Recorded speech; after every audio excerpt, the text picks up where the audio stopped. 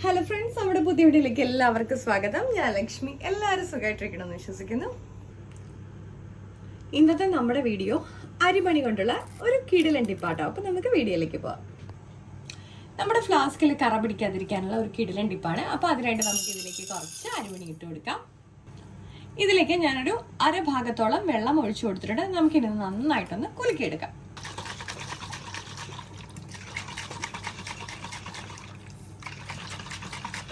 നമ്മൾ എന്തിനാണ് അരിമണി ഇടുന്നതെന്ന് ചോദിച്ചാൽ ഇതിന്റെ ഇടയിലൊക്കെയുള്ള കറകൾ കംപ്ലീറ്റ്ലി ഇളകി പോകാൻ വേണ്ടിയിട്ട് അരിമണി വളരെ ഹെൽപ്ഫുൾ ആണ് കേട്ടോ.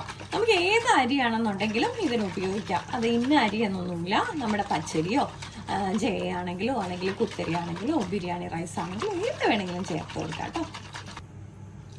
ഇതിപ്പോൾ ഞാൻ നന്നായിട്ടൊന്ന് കുലുക്കി എടുത്തിട്ടുണ്ട്. ഇനി നമുക്കതൊന്ന് ജസ്റ്റ് ഒന്ന് വാഷ് ചെയ്തെടുത്താൽ മതി.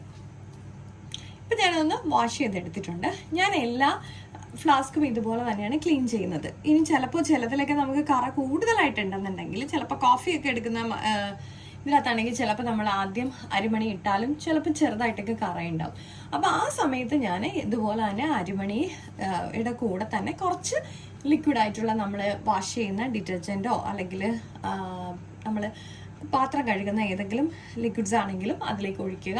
എന്നിട്ട് കുറച്ച് ചൂടുവെള്ളം ഒഴിച്ച് വെച്ചതിന് ശേഷം ഇതുപോലെ തന്നെ നമ്മളൊന്ന് കുലുക്കിയതിന് ശേഷം ജസ്റ്റ് ഒന്ന് വാഷ് ചെയ്തെടുത്താൽ മതി.